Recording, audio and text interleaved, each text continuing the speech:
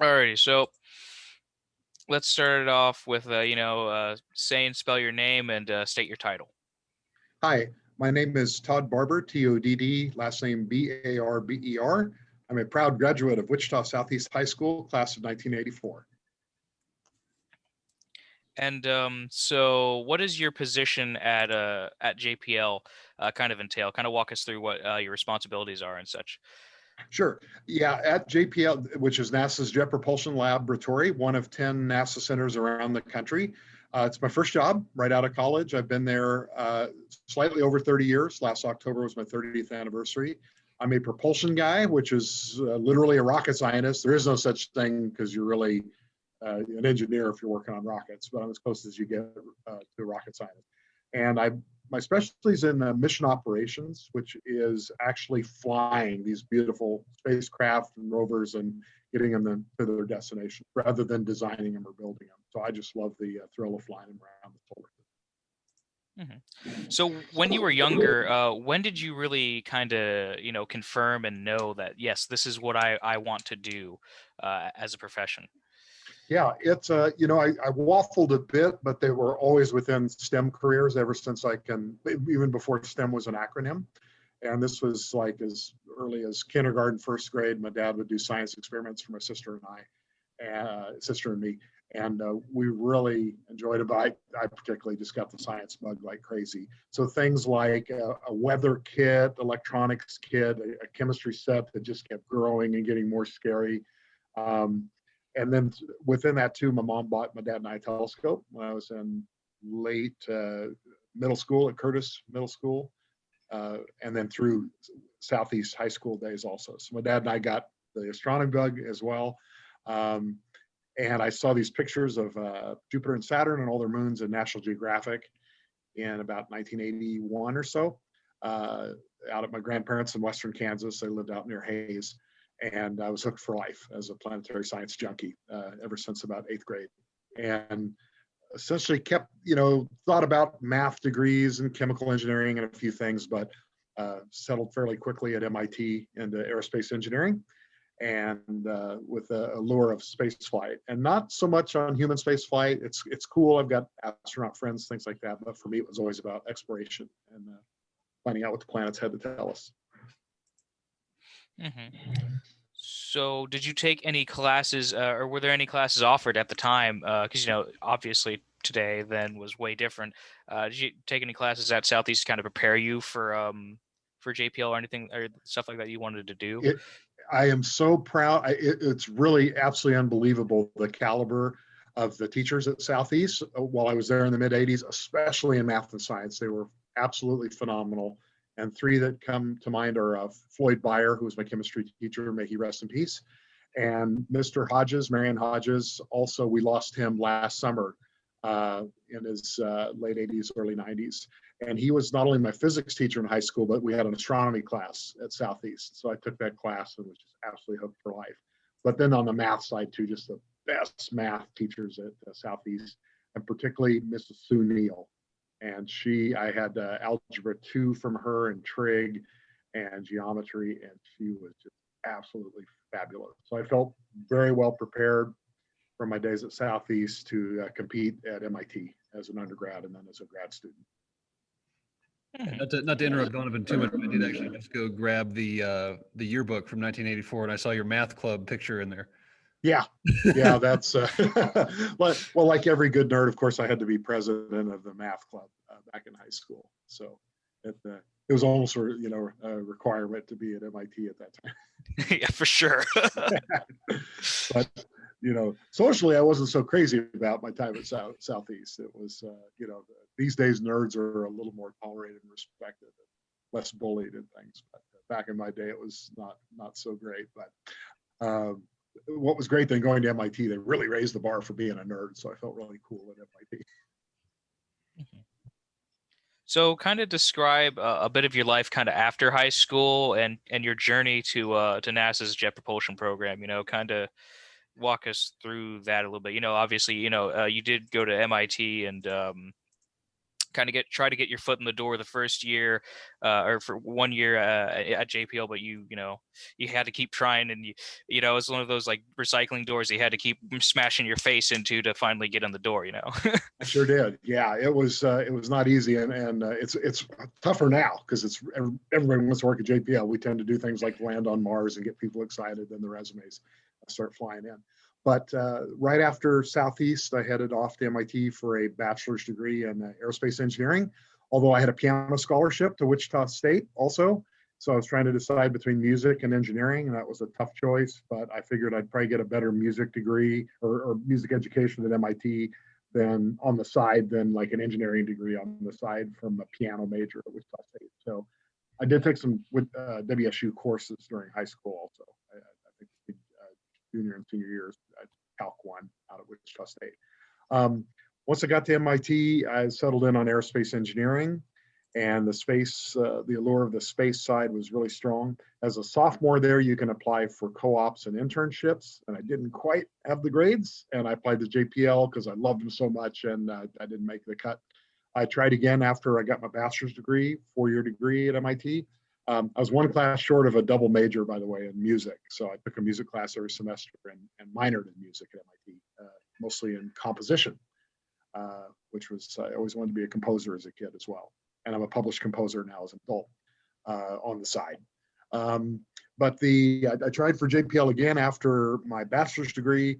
And at the time, I was very excited about something called electric propulsion. So I said, "Ooh, this is so exciting. And I know you do it." And they kind of frowned at me and said, "Well, we have 10 people working on that, and 8 have PhDs and 2 have masters, and none of them have a lowly bachelor's degree. So go back to school and talk to us later." So that's on me. I really didn't do my homework to realize I wasn't qualified yet to work on electric propulsion at PL.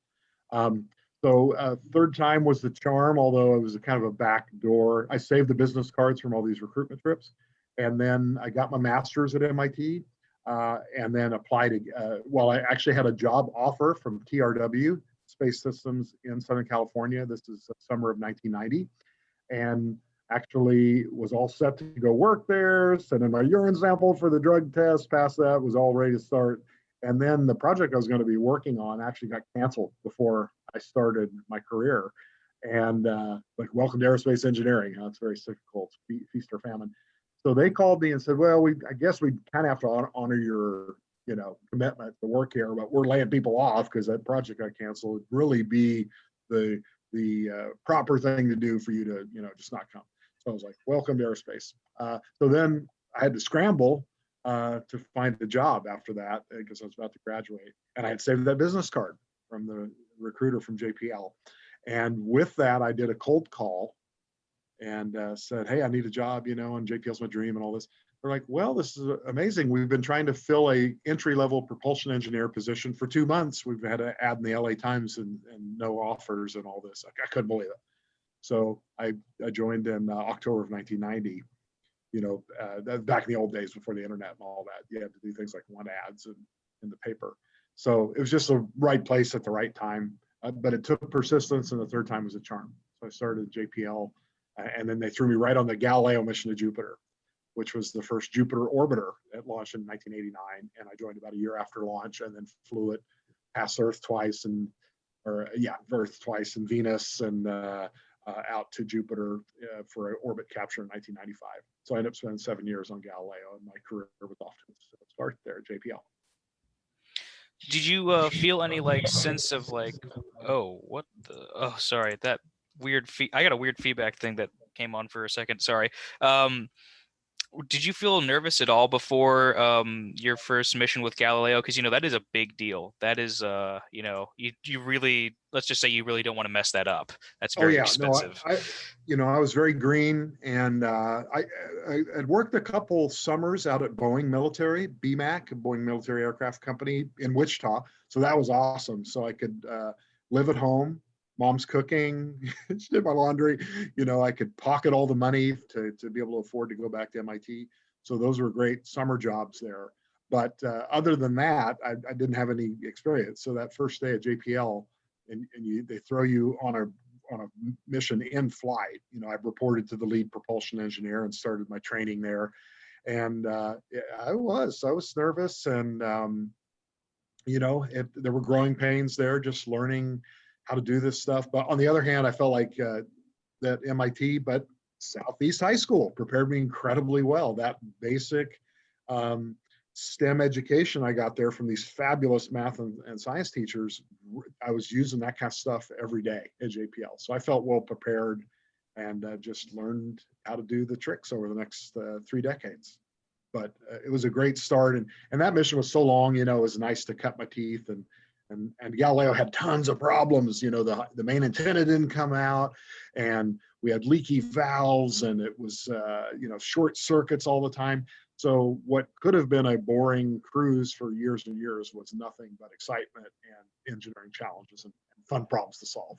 So I ended up getting a great education on the job from all of Galileo's perils of Pauline, as they say, the toils and troubles of Galileo. So a great boot camp for what came later. Mm-hmm. And do you think that your performance on these missions, and particularly Galileo, kind of led to you being lead propulsion engineer for Cassini? Yeah, what happened then, very few people commit a whole career to operations work at JPL because, probably the more of the glory or is designing and building and those kind of things. And I've made it on the other hand, see, I love operations work and it's challenging, and I've made it my career goal to make it a more respectable career choice. And obviously I placed myself well for that by committing to a life in the operations world. Then I was the heir apparent. I worked for a guy named Dick Cowley, who was a Caltech guy. So Caltech MIT, we had a friendly rivalry there. But the guy worked on the F1 rocket engine, which is the bottom of the Saturn V, on the moon mission. He went to Caltech in the 50s. Richard Feynman was his professor. So I picked his brain well. He was my mentor, and then took over for him about 2002 as senior lead propulsion engineer, even though he was still working and he was about 30 years older than me. But then I figured out why he did that, because we started having all these review boards, like the work equivalent of a colonoscopy. You just get raked over the coals. And so he threw me under the bus there. He's very smart. So Caltech 1, MIT 0. So I had to face all these review boards and be the lead engineer there. But that eased him off into retirement, and I just had kind of set myself up for those, for that career path. So now basically, I have a little propulsion team that reports to me for this Mars Perseverance mission. This is the first Mars mission on which I've been the lead propulsion engineer. But there's other missions that I'm the head propulsion guy. And we have very, very few people at JPL do propulsion mission operations. And certainly I have the seniority now. Like, I'm the guy they go to first. And then if it's a little bigger mission, I'll build a little team around me. So I've got two newbies here that have never done operations before on my propulsion team, getting ready for landing. And as I speak here, it's 15 days to landing and counting. So around Cassini, so are you still on that project or on that mission actively, or have you kind of transitioned more to Mars and the rovers and such? Yeah, so Cassini launched in October of '97, and I joined in April of '97, about 6 months before launch, just to get it ready and get it launched. It was supposed to be a 6.7-year trip out to Saturn, get there July of 2004 for a 4-year mission. We did the 4-year mission. We did a 2-year extended mission, first mission extension. We did an extended mission that went actually another 7 years. So we ended up crashing into Saturn on purpose, September of 2017. So if you add up those numbers, I'm actually like 20.5 years on Cassini. And I actually got one more year after the crash to write a paper and do some things. So I ended up 21 and a half years on Cassini, and most of those were as a propulsion lead engineer. But then I needed a job, in 2017, 2018. Nobody had to think about what I'd be working on, my boss included. But then suddenly Cassini is no more. Now, along the way there, I did little part-time work on a mission called Dawn, which had electric propulsion, ion engines, and stuff I loved in college, and Deep Impact, which crashed into a comet in 2005. That was really cool. And actually some Mars missions too. I did Spirit and Opportunity, which were the big Mars rovers in 2004. landing, and then Curiosity, which is the biggest rover on the red planet now. So it launched in 2011 for a 2012 landing, and still going, still driving around. So I worked all those Mars missions as well, but not as the lead. But since I needed that job in like 2018 after Cassini, well, it was really around 2017 because I was down to halftime Cassini. Unbelievably, right then, the mission that inspired me from my youth, Voyager, this most distant human object, they were having thruster problems. Their little rockets were misbehaving. So I got called in as a consultant 4 hours a week to help them out. They liked my work. And then one of the guys told the project manager, Todd needs a job. He's crashing into Saturn. So Voyager hired me half-time starting 2017. And that's really my long-term project now. And if you look, we just might make it to about 2031. If we're really, really lucky, that's my nominal retirement year. So I could end up, living out the rest of my career on Voyager, although I have no intention of retiring. As long as it's fun, I want to keep doing what I'm doing. But yeah, and then other little things pop up too. I'm on a mission called SMAP, Soil Moisture Active Passive. So my carbon footprint kind of sucked. So it's kind of nice to give something back to the Earth and actually help with Earth science. And we measure soil moisture around the entire Earth every few days. So we can do things like drought assessment, flood risk, when farmers should plant their crops. We can even track mosquito-borne disease by figuring out the soil moisture. And it might even, they're finding it might have some predictive capability for figuring out which thunderstorms form tornadoes. So a little connection back to the home state there. So these Mars missions are short. It's only like 6.5 months from launch to landing.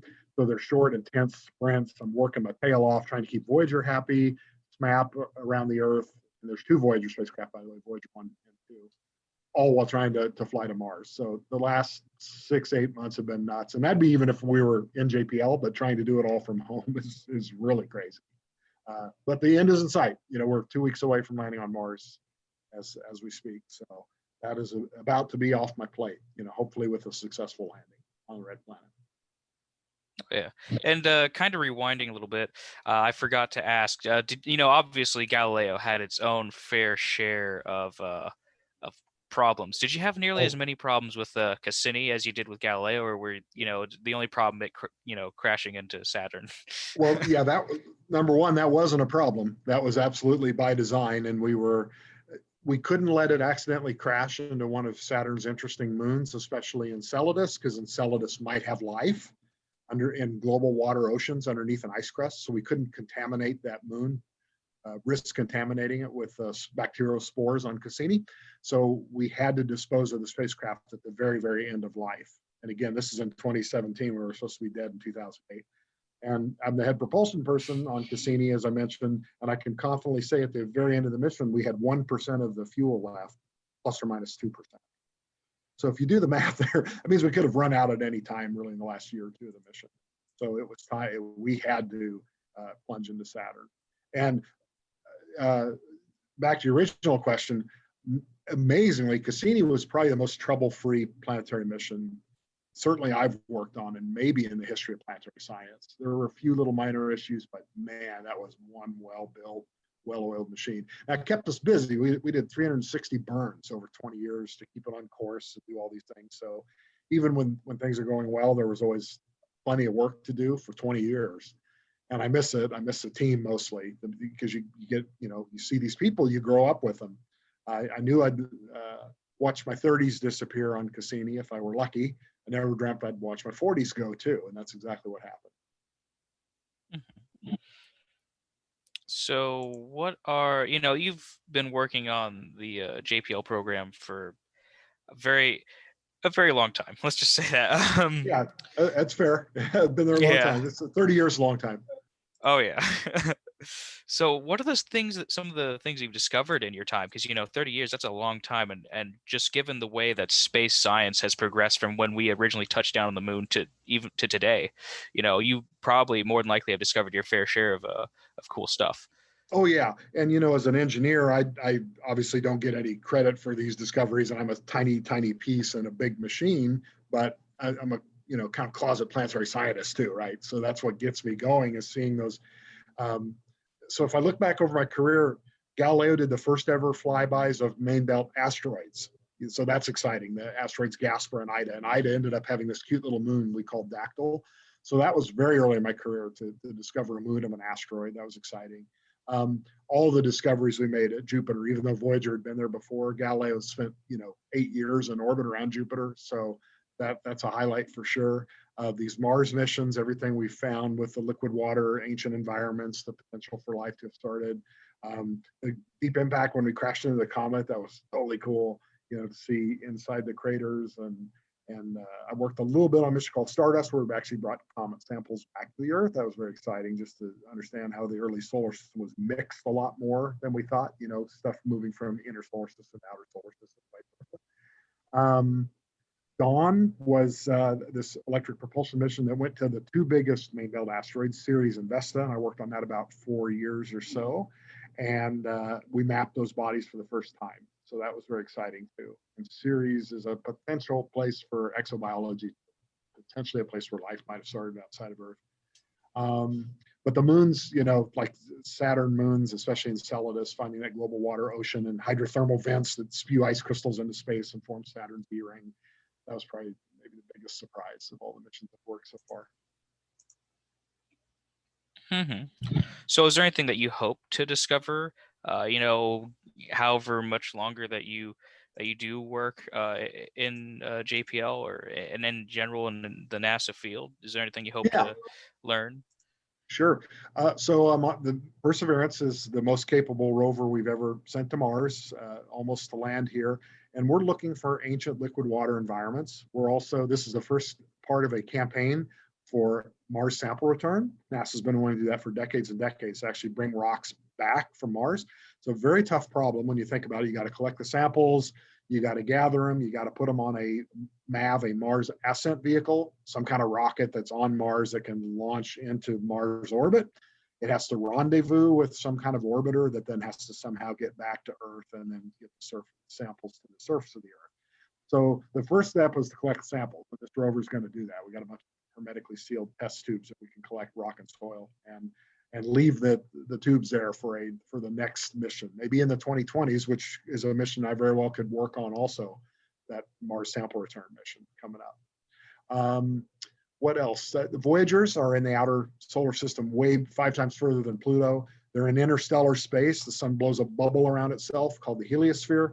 And we're outside that bubble. We're the only 2 spacecraft that are there. So we're learning about the space and what happens between the stars, when you're out of the sun's local environment. So that's incredibly exciting too, just trying to keep these geriatric spacecraft alive so that they can continue trailblazing. They set distance records every day and just trying to figure out what's outside of the sun's influence. So that's exciting too. That's what keeps me going, trying to keep those spacecraft healthy. So, I mean, you told us a lot about your job and the features and what is done and all that. So what does an average day look like working in your program?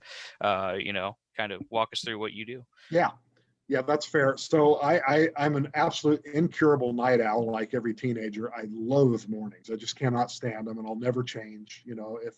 Have you heard of social jet lag? So like every weekend, I want to stay up 2, 3, 4, maybe later, and then sleep till noon. And then the problem comes Monday morning, because I have 2 8:30 meetings every day while I'm flying to Mars, and on 2 different missions. So I get up at the last possible minute, like 8:25. I start pumping the coffee. I get on my 2 meetings at once. I try to ignore the voices in my head, because I'm listening to one set of people talk about Voyager while another set's talking about Mars Perseverance. Thankfully, that Sophie's Choice of the 2 meetings there is over by 9 or so. And I'm on WebEx, which is like Zoom, 4 to 5 hours a day at least, and then just trying to juggle these 3 missions. So health and safety of each spacecraft, how much propellant we're using, maneuver design, anomaly resolution, supporting maneuvers, turns, things like that. So, and just trying to juggle all of it all from my couch, while working from home with the computer here. So it's amazing how well that process has gone in COVID times. I'm astounded by that. Obviously in your pictures and stuff like that, you guys are in-house, but how has the coronavirus affected your guys' work? Because I would assume everybody else, like my mother and stuff like that, she's working from home now, and she isn't doing things that are nearly as complicated as piloting, trying to keep a rocket ship going and stuff like that. So how has it Yeah, affected you guys? it's been really tough. So, I mean, we have what's called fixed launch windows, right? Because Earth and Mars only line up every 26 months. So if you miss it, you got to wait 2 years and 2 months till they align again. So there's a ton of pressure to get it off the launch pad within about a 3 to 4 week period.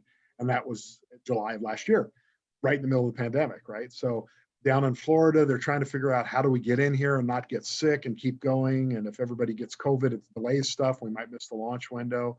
And we didn't have much time to prepare, right? So we did our best. Like I said, it's hard enough to do this during good times. It was an absolute extra challenge. The rover was so aptly named. A student came up with the name Perseverance, and that's exactly what we felt we had to have. Is just nose to the grindstone, be safe always. JPL is awesome. They've done amazing things to keep us protected. I've only been into JPL maybe 3, 4, 5 times since March. So that's been great, to be able to do. And I mean, we weren't really, some people were working from home somewhat before the pandemic, but then suddenly to have thousands of people that have to work from home, kudos to the people that do our IT work at JPL. They figured out ways to get us all hooked up quickly and solve our problems. And I had slow internet and all that, and they gave me a hotspot here, so at least I can. I had maybe 100, 200 kilobits per second, so I wouldn't be doing video and meetings and all that with that. So this is like 15 megs, not fast, but good enough for the videos coming through okay today, right? Yeah. Oh, totally. It's fine. It's actually a lot better than some of our Teams calls have been lately. So it's doing just fine. Yeah, that's great. So it added an extra layer that there's some downsides. One thing, when we land, it's an event. All these celebrities come to JPL, and the press and the media and all that. So it's kind of sad this time that we're just going to be working from home. And in fact, even though I'm the lead prop guy, I'm working second shift. I love that better because I don't like mornings, as we've established. But there's an expert on the EDL, entry, descent, and landing phase of the mission that's on my propulsion team. He built the descent stage, propulsion, all that. So he will actually be at JPL for the landing in his mask, along with other team members. So this is the first one I've worked on where I actually won't be in the room with the cheering and all. Although this year, no high fives and hugs or anything because of COVID. But I'll be watching from home with my girlfriend just to see if we make it. Now, starting in about a week, I'm working second shift every day, like 2:30 p.m. to 11:30 p.m. Dream hours. The problem is that's just for Mars, right? And I still have to do some first shift work for Voyager and SMAP. So they're going to be some kind of double shift days for a while. So you have like a full plate coming up pretty much. Oh, it's always insane. And plus a ton of outreach, these kind of calls and, talking to classrooms, trying to, if I can keep one kid out of law school, it was worth it here, all my work with STEM education. Hopefully Mr. Krisner is not a lawyer, but I have a law degree. Well, I was actually into TV before I got into this, so very good. Well, yeah, that's my other love. People tease me like, the most dangerous place at JPL is between Todd and the TV camera. So, so I'm going to miss that this time and not, being at the lab for the celebrations. But it'll be kind of fun to watch from home and carry it live. It is. I'm hoping that throughout USD 259 there'll be opportunities for K through 12 students to watch the landing, because it's kind of during the school day. It may be towards the end of the day or after the day for some, but the landing is just a little bit before 3 p.m. Central Time on Thursday the 18th. So depending on when the school day gets out, it'd be fun to, and by the way, I'm working this through the school board and that's how I got connected with Southeast and your principal anyway. But I think there'll be a big media school board USD 259 blitz for the landing here in 2 weeks. Oh, for sure.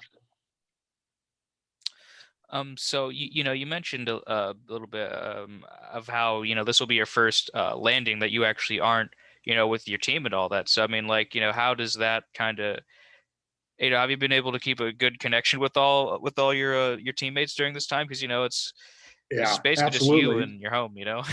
Yeah, yeah, it's amazing. I think that we've all learned that is, just how important these web tools are, these video conference and things. I hardly ever turn on my camera, so I just make sure the audio works and work with my team. But we've done sessions together, where we'll do a maneuver design like over the computer from home, and we can share screens and pull up things and access the JPL network.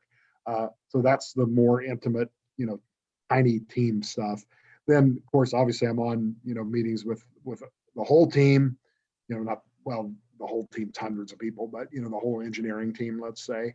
And there, I'm usually more of a fly on the wall, just listening. But it depends. Sometimes I have to present. We do trending analysis and make sure things are healthy and look for problems in the vehicle as we approach Mars. But it's a very short cruise. They're usually 7, 8, 9 months. This one's like 6.5. So we had to do the same set of activities in a really, compressed amount of time. But knock on wood, we're on target for Mars and ready to go, ready to try to stick the landing. Mhm. And do you have any other big important plans or missions besides, obviously the three projects you're kind of juggling right now? Do you have anything lined up beyond this? So once Mars is done, I'm a propulsion person, so we use rockets to slow down and get to the surface. But then once the rover's driving around, they don't need propulsion anymore. For some reason, they don't want a rocket-powered rover. So we're actually done. My charge number, it's called. So in other words, my ability to work on it and charge the project ends about 10 days after landing. So I get 1 week maybe to write some papers and tie off some loose ends. But then they kick you to the street in a way. They're like, okay, no more. Thanks for getting us to the Mars. We'll see you in the mid 2020s for Mars sample return. Luckily, then I can get back to some neglected stuff on SMAP, this Earth orbiter, and Voyager, and they've been patient. They know, there's deadlines and stuff there, and they've been, yeah, we know you're landing on Mars. We'll see you, March 1st or so. And then for the future, I don't know. I'm trying to figure out if those two missions are enough to support me through the 2020s. Probably not. I'm a little short. So I'll have to try to pick up little things here and there. And I think those things will be things like Mars sample return, maybe Europa Clipper, which is going to be a mission to Jupiter's interesting icy moon Europa, although the propulsion is being flown out of APL, Applied Physics Lab in Maryland, rather than JPL. It's a joint APL JPL mission. There's also a mission called Psyche, which is going to the first metallic asteroid. The asteroid's also called Psyche. It's in the main belt between Mars and Jupiter, and that launches next year, actually. So it's an ion propulsion mission, which they don't, that's not my specialty, but they've got what's called a cold gas system. So a little thing, if they get into trouble, and I might have a little pinch of charging helping to do that. And it's a lot of the same people that flew to Ceres and Vesta, the two main belt big asteroids, on the Dawn mission. So they're all friends, from my Dawn days. Maybe they'll call for a little bit of support. And then otherwise, just kind of seeing, there's another Earth orbiter coming up called NISAR, which is a joint mission with the Indian Space Agency. So maybe I'll get some trips to India out of that. And if I can work that a little bit, it'd be like kind of a second SMAP type mission. And again, with my carbon footprint, although it's been very low this year, haven't gone anywhere because of COVID-19. But I like working our science. It's fun. It's a very different set of challenges. But my heart's always with the planetary missions. I'd love to work a Neptune orbiter, a Jupiter, or a Uranus orbiter. If we could ever get those funded and built and on the way, that'd be really great. Hmm. And why do you think space, or like, why is space important, and why should people care about it? Why is it important for high school students to care about, for your discoveries and the work that you guys are doing down there at NASA at JPL? Yeah, it's a fair question. And, there's many ways to answer. There's like the inspiration of actually seeing what STEM can do, and inspiring the next generation of STEM pioneers in whatever STEM fields they take. There's the spin-off technology. There's studies that say every dollar you put into NASA, at an average of about $7 has come back into the U.S. economy, with new products and things like that, and discoveries that have been made in space. There's the national pride issue. There's a world peace issue. Like, even when a lot of nations sometimes aren't getting along, their space programs still get along and collaborate. And that's exciting too. So that I think it helps foster world peace and goodwill. The Voyager missions are U.S., but the whole world is excited. There's a golden record on board that carries the greatest hits of Earth for any aliens that might find it. So, this sense of excitement. Our explorer gene gets tickled. It's all of the above, really. And then, what advice do you have for anybody kind of who's interested in following your footsteps and becoming working at JPL, maybe doing Yeah. mission control or the other things that you have available there? Yeah, it's the cliche. It almost sounds like a cliche, and people say it too much, but it really is kind of find that job that doesn't feel like work, because then you've won life. Because then you get to go to work, even you still got to get up early, and which I don't like, but that's I feel like I'm lucky I get to go to my job. I get paid to do what I would probably be doing for fun anyway, problem solving technical STEM puzzles. So whatever that thing that tickles you, gets you excited. And that, I encourage people to try different things and see where their passions might lie. It's a lot to ask of a high school.